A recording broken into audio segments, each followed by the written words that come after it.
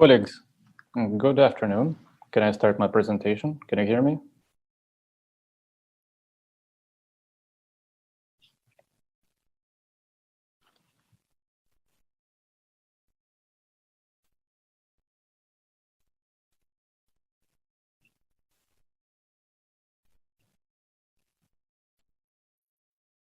So, hello everybody. My name is Daniil Borislavsky. I'm a security analyst of Atom Security Staff.com. I'm going to share my screen so that I can see my presentation, because I think what you can see on the screen is a little bit more important than I can say. Just a few words about our company. Here's my presentation, relevant issues of monitoring personnel in a company. We're more than 10 years older. We develop applications and we control information flows. We are in Novosibirsk, Akademgorodok. We are listed in the Russian Registry of Software Developers. We're certified by the FSB, and our philosophy is to develop accessible solutions to assist IT security. Here I could give you some slides and justifications, and I can justify why monitoring is important. But let me just give you an example from real life, because I think concrete examples are better. Real example, just recently I needed to buy some home doors from a specific manufacturer, because part of the doors in my apartment had already been purchased for that manufacturer. So I go to a website, I look through the list of dealers, and one of the dealers is 25 minutes drive away, and on the left it's closer, and I choose to go to the one that's closer. So I call at 9 o'clock, and then I call at 10 o'clock. Nobody picks up the phone, and I keep calling, and finally somebody picks up the phone, and they ask me, why are you calling? There's nobody in the office. And then I call at 9:30, nobody picks up the phone, and then I call another dealer, and I drive to the other side. Okay, I drive 5 minutes more, but at least somebody picked up the phone. So in this example, the first dealer lost one sale. So this is an example of how we can lose a sale by not monitoring your personnel. Another example from another pilot. This is a pilot. You can monitor what sites are being visited. So in this example, Avito discovered that some of the equipment, some of the hardware was sold as if it was written off. And that's just another example of how you can monitor what's going on inside your company. That's how our offices looked in summer in many companies in Russia. So what I would like to say is that if there is no boss around, the work ethics goes down, to put it mildly. So what happens? So what happens when people have to work remotely in terms of discipline, in terms of security, it's very difficult to tell. But let me give you one report. One client of ours came to us to get some help, just to get some activity reports. In March 23rd, we can see the activity of what the personnel did throughout the day. These are the reports. So you can see that particular individual just watched YouTube for 6 hours instead of working. So thanks to our system, you can see, you as an employer or someone who's responsible for monitoring what the personnel do, what the staff do, you can see what kind of things they do online. Here's another example. Here you can see correspondence in corporate messengers. I think that this picture is very self-explanatory. So this is what you can get. So Staff Cop can help you monitor work ethics, measure measure the efficiency of their work, investigate incidents, monitor information security, and also create all sorts of reporting. And you can also create all sorts of inventories, run inventories, and you can monitor efficiency, as I said, incident, investigation, and other things. Another example, classic in architecture, server, database, and here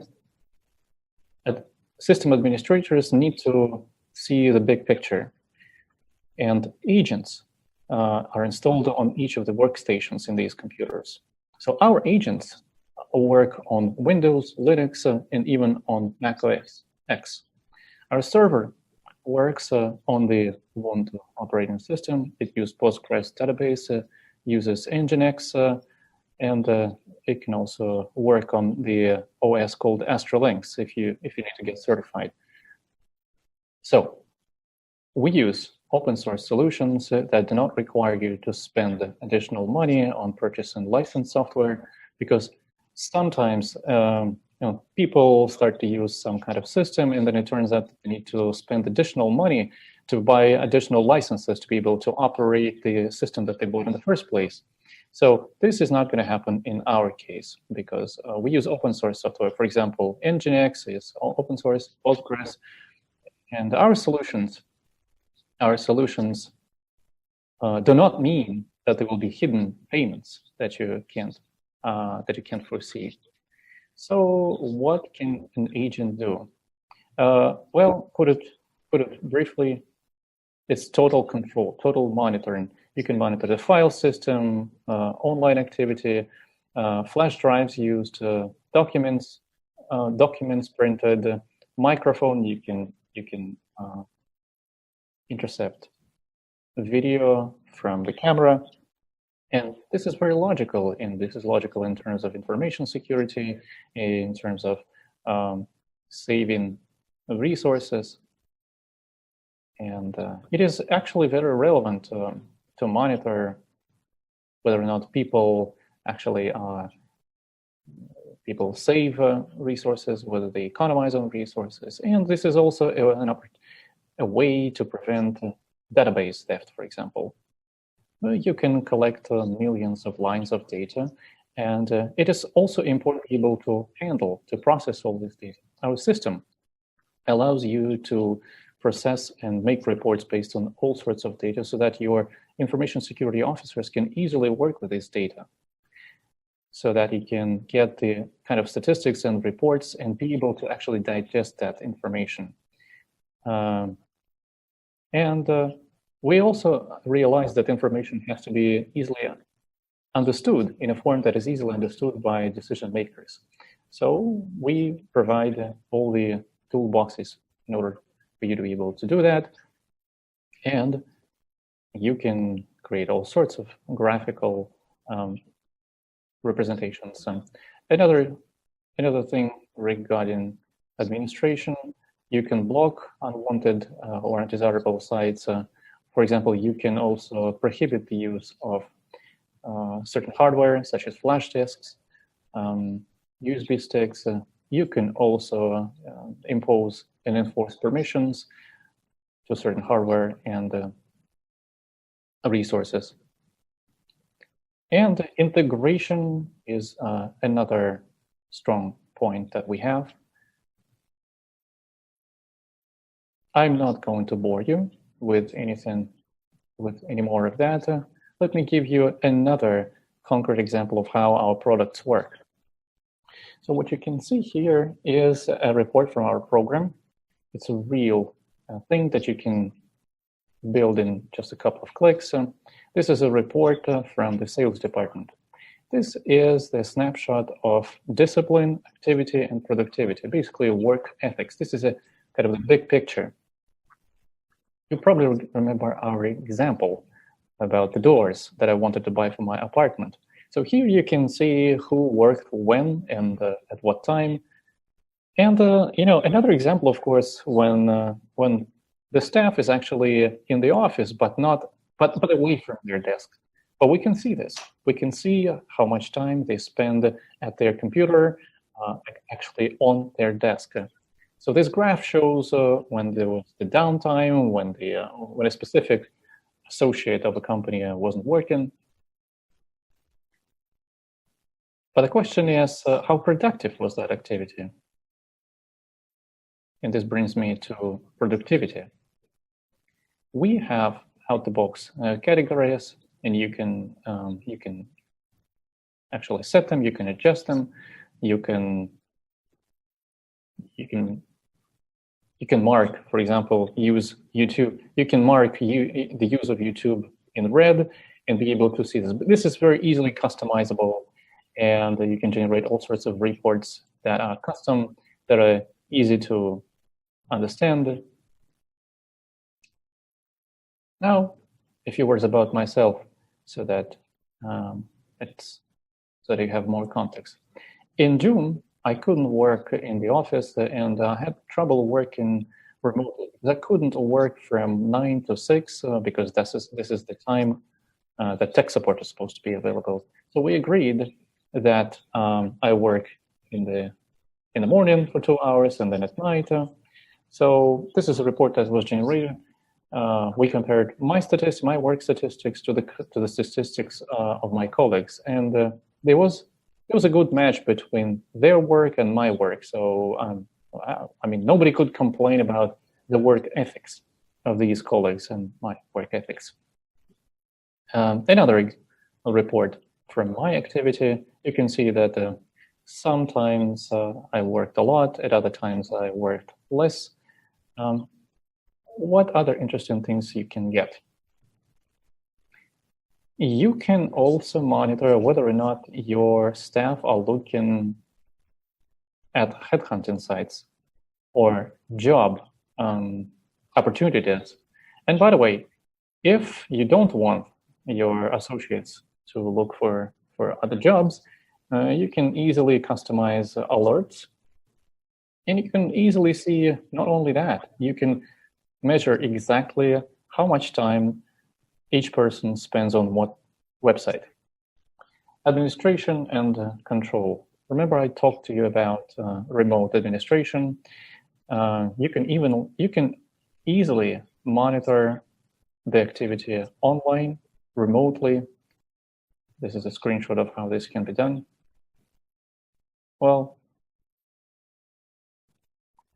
sometimes I can just log in, or if I'm an employee, for example, I can just log in and see who does what, whether or not there is just a screenshot or a blank screen and nobody's doing anything.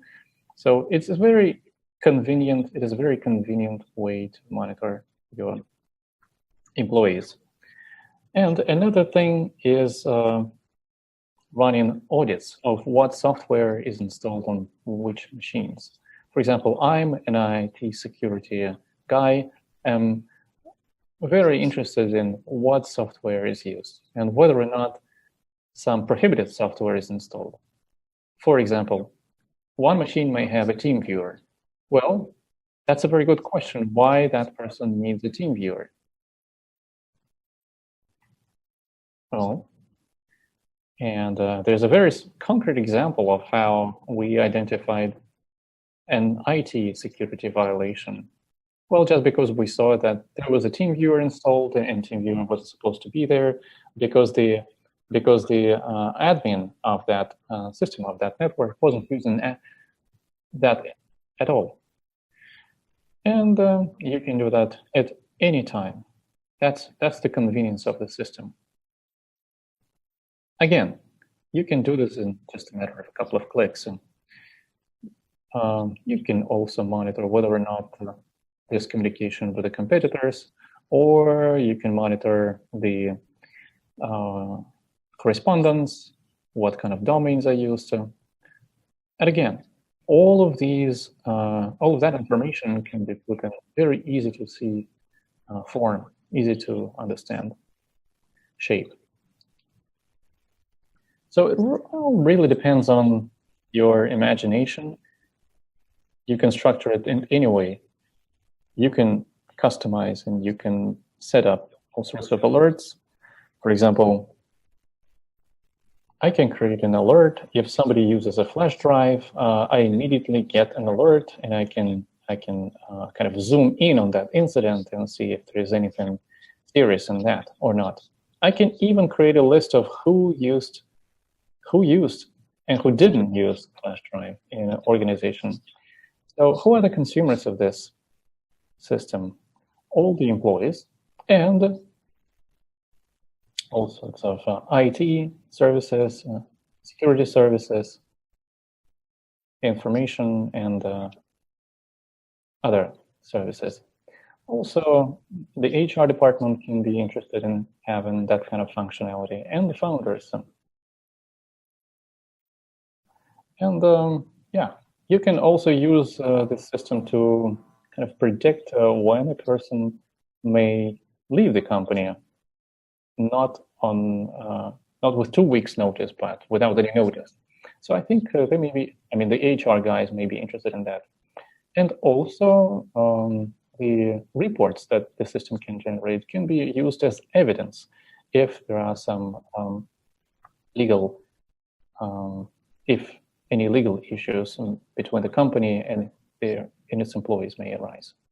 So let me also remind you about the licensing, about the open source. We're very flexible. You can buy a timeless and unlimited license. You can buy kind of a subscription, license that lasts for a limited period of time. So if I have a little bit more time, I think I have 15 more minutes. I'd like to focus on the technical and legal aspects related to the implementation of this.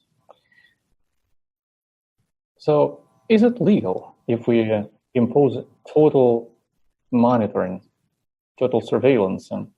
Well, we have a short list of documents that we need to have in order to make these things, to stay within the legal framework, within the legal limits. You need to create a document that work is work and personal is personal. And there shouldn't be any overlap between these two domains. Well, why? Because the employer gives you the IT system, the workstation, and it is the responsibility of the employer to compensate the employee for what he or she does. So this should be kind of made clear at the outset. And it also should be stressed that the employer has the right to check whether the hardware and whether all the tools, the software, the hardware are used as intended. So all the employers have to be completely clear that they are not allowed, according to the contract, to use the tools and the hardware and the software provided by the company for their personal purposes. And I also recommend that these points become part of the employment contract. And also there should be an order by the leadership of the company that the surveillance is automated. One of my colleagues is going to make a presentation about the practical issues and legal issues related to how the system can be implemented and deployed in a company. I don't remember at what time this presentation is going to be, but I do encourage you to listen to this presentation. Two more documents, which is the remote work order, and also an act that lists what hardware has been given by the company to an employee. So it has to be actually written on paper. And if you want more details, you can go to our website and get more information about this. Regarding the technical aspects, There are some of the key ones. When you implement any system, not necessarily ours, you have to be clear about what you are paying for. On the one hand, you have the total cost of ownership. On the other hand, you have the cost of licensing. Please be sure that you're not going to pay additional costs that you can't foresee. And also think about how much it costs to actually deploy the system and how much it costs to make sure that things are up and running without any hitch. Also, the system shouldn't get in the way of your business. The system shouldn't actually interfere with your business. It should actually help. One more thing, you have to be clear about what functions you pay, what features you buy. You don't need features that you're not going to use. Therefore, there's no need to pay any money for the features that are not necessary in your business. Also, some of the system need to be certified, and you have to be very clear whether or not the systems or the packages that you buy are certified. I am not going to discuss this in detail, but if you're interested, you can talk to our sales department. Just recently,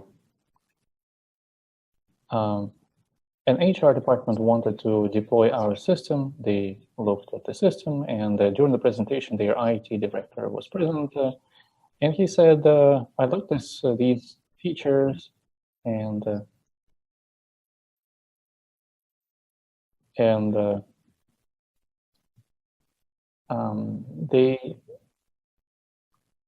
other words, that director found another company that they shared their expenses with, and they were able to save their budget on getting that system.